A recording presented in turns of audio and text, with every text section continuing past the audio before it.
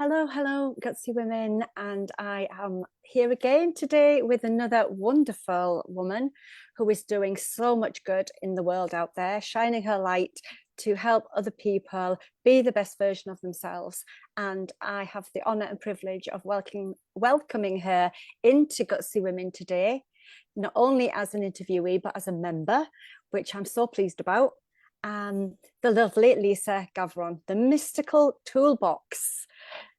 So, Lesa, it's lovely to see you. I know it's early where you are in your world, but can you tell people exactly where? Yes, I am located in near Nashville, Tennessee. And I think you're glitching just a little bit there, so I don't know if this was going through. But yes, I am the owner of the Mystical Toolbox and all things that we would call the woo. I love to do, but the real focus is for you, the individual. And I do work with men and women both. So that's been amazing. And then also in a group setting, but I'm also a life coach. And so I add all of that along with my spiritual tools that have been coming to me. I have some amazing techniques that have just been gifted to me supernaturally, honestly. And just how to begin to heal our bodies, our minds, and our spirits, and just have joy in our life. So, what you said you've had tools given to you supernaturally. So, could you tell us a bit about like the first time something like that happened to you, and was that the thing that brought you into the work? Actually, yes, it has been. Long ago, several years ago, as I was younger, I was never raised in any type of a religion or anything like that. And so, in a sense, we say in Tennessee, I didn't cut my teeth on the church pew, right? So I didn't grow up with any of that stuff, but there's always been something I knew was magical, I guess is the best word.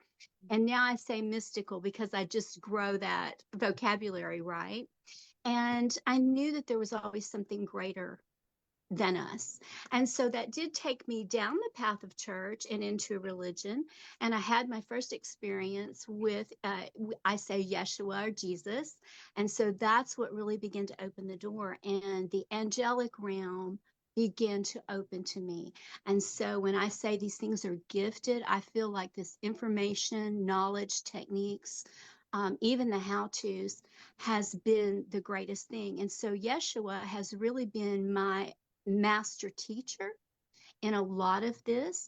And then introducing more, Mary Magdalene has actually come into my life in the past couple of years. So I really work in that angelic realm, but I'm very open to that. But I'm not a channel. I hear what they're saying and then I repeat what they're saying. I work in light language. And so that's something that's very deep with meditation. So that's how it entered my life.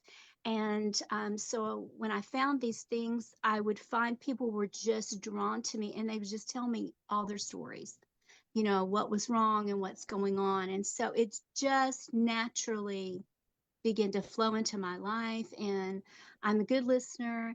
And now I'm given techniques on actually how to do that. And so some of my experience in life has been like that too. I had bullying when I was a little girl, just terrible, terrible. And I was tiny anyway, so I was little and short, Oh, and so I kind of picked on my whole life. So that's really what stirred it. And then other experiences in my life are just normal. I've had two marriages, and it narcissistic mm. narcissistic, so it's very verbally abusive. Was the real thing, and it just kind of sinks into you. And so healing myself and then teaching how to heal others. Mm. Wow. So that experience, there's a couple of things I want to ask you that you've Sure. just brought up there. So that the first experience, that must have been quite a powerful experience. Could you describe exactly what happened? Because these kind of things always fascinate me around people having those experiences with the unseen, things that we can't physically, that are not physically tangible. So Yeah. yeah. Yeah.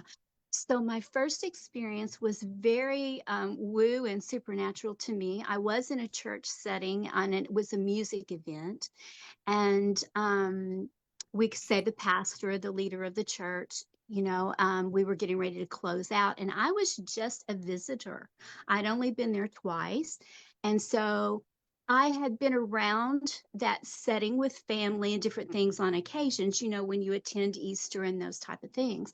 But this was full on. I decided to make that go. Something was pulling me. It was very magnetic, is the only thing I can say. And I think I was seeking for love, for love and acceptance, right? And so that's what drew me. And of course, the music, I was already in music. So that type of atmosphere, right, just drew me in. So back to the little bit of the story. So the evening was closing, and so he was going to close it in prayer.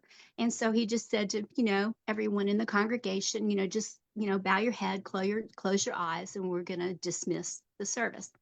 So we did, and I was standing by the wall. I was on the end part of the pew.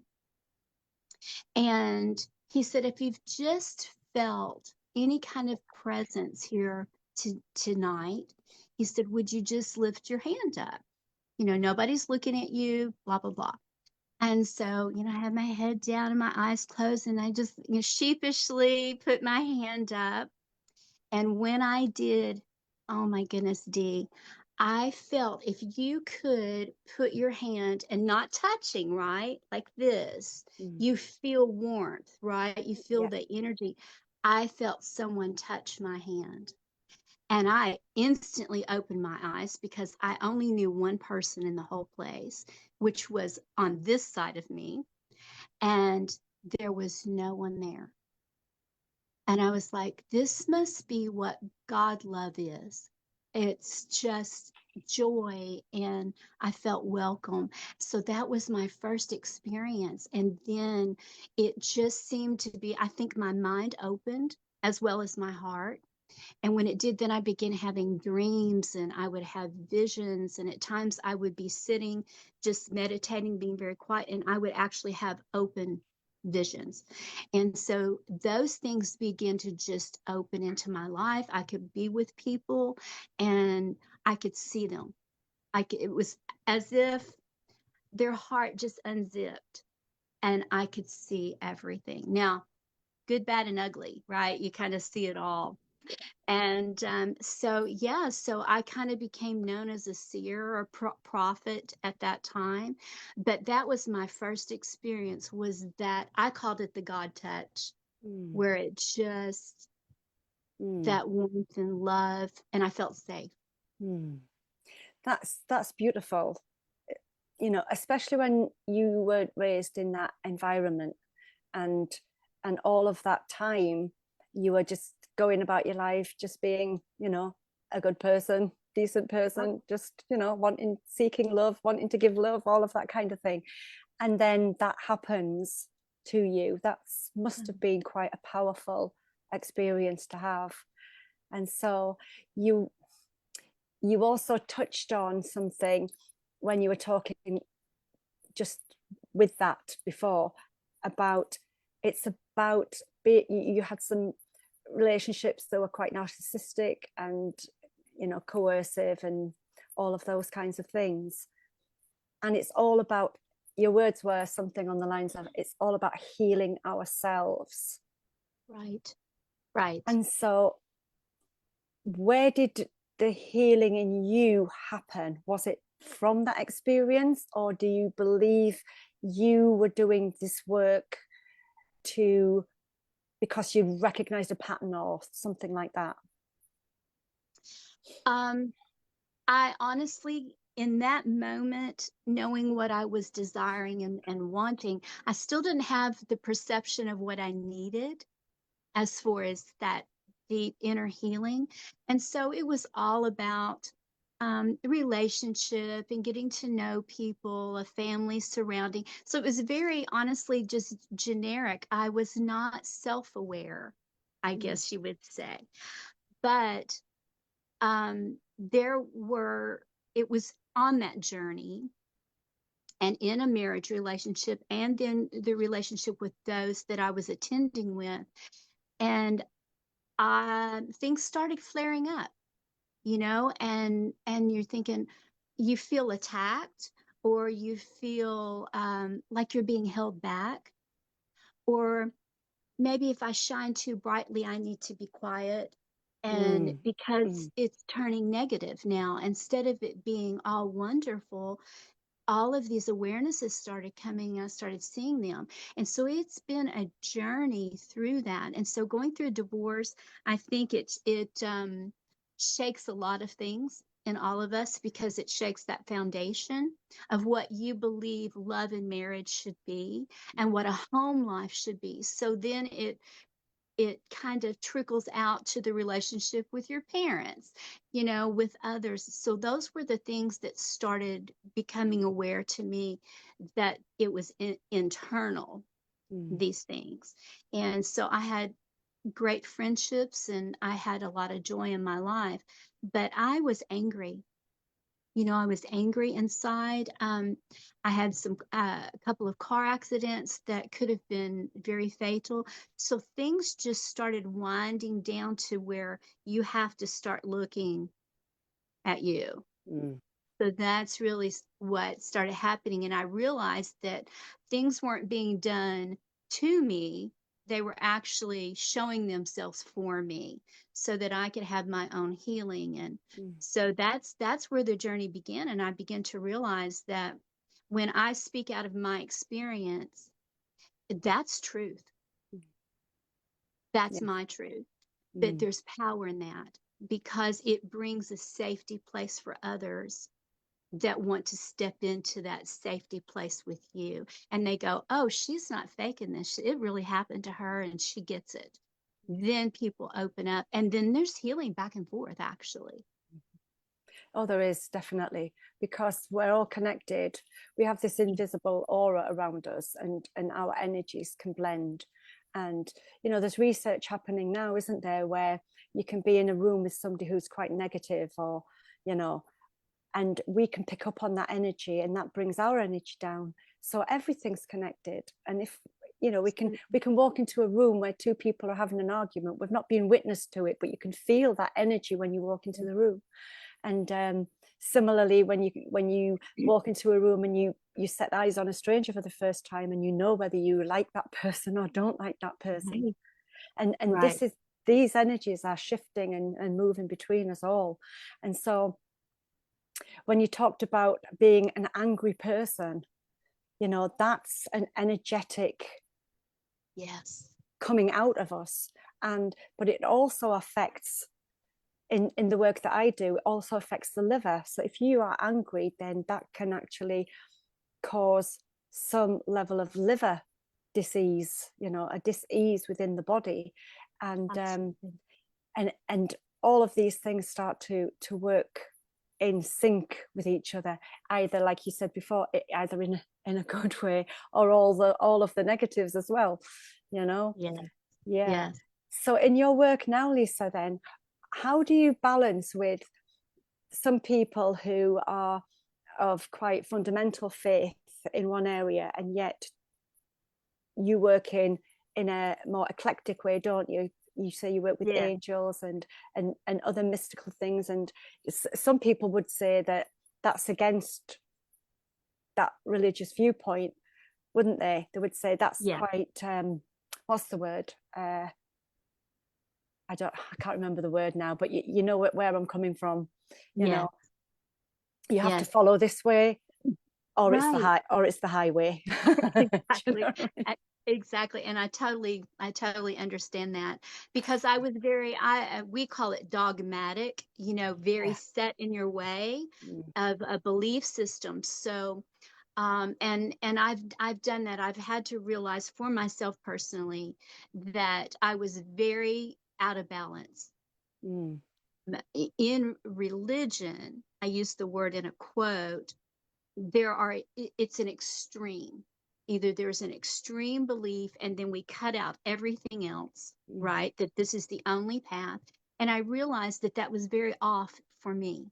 in my life, because the world, you have to increase it even greater to that, we're out of balance, right? We can see it in our world today. We're Yes. very out of balance. And then, as you said, our bodies are out of balance.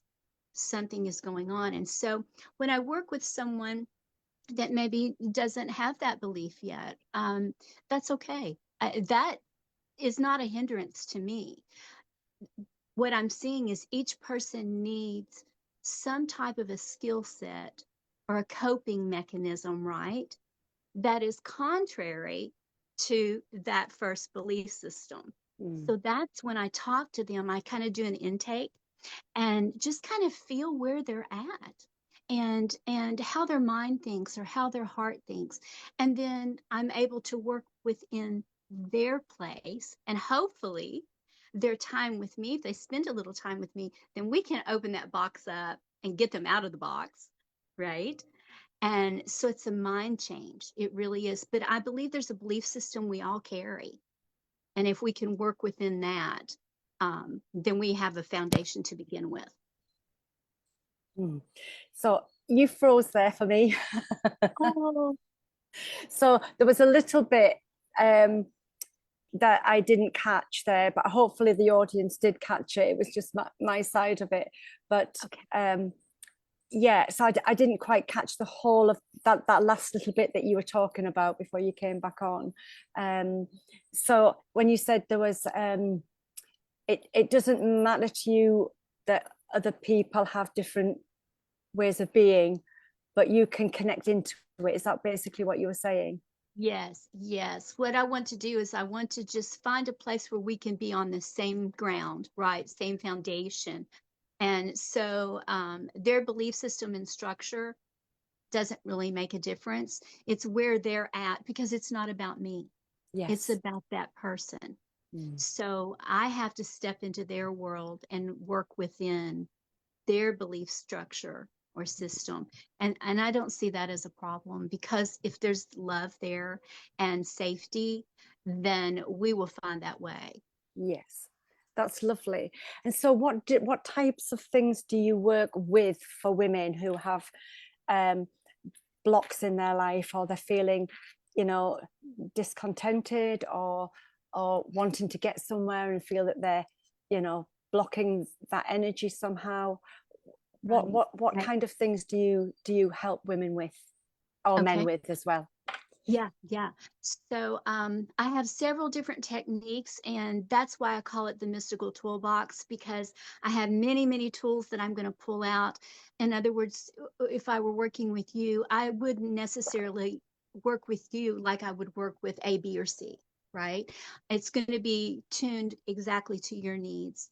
And if I don't have that, then I have a team around me that we can do that, and we can team up and work together. But it's beautiful because the energy is everything. So I've had actually I think I can share this. I had a lady that came to me, and she had consistent migraines. And so, as you know, that's your body saying, hello, hello, hello, pay attention to me. Something's going on. And we just kind of sat in meditation to kind of give you an idea of what we did, and just to be quiet and still and just regulate the breathing. Um, and then I have them use their imagination, which is something that is so foreign to most adults, because we try to be adult and we don't do that anymore, right? And to just get back to a playfulness, Yeah. right? And just have an imagination. So I'll give them a structure to kind of where I know where they're at, and then just whatever comes up in the moment, so that we don't re-traumatize what's going on.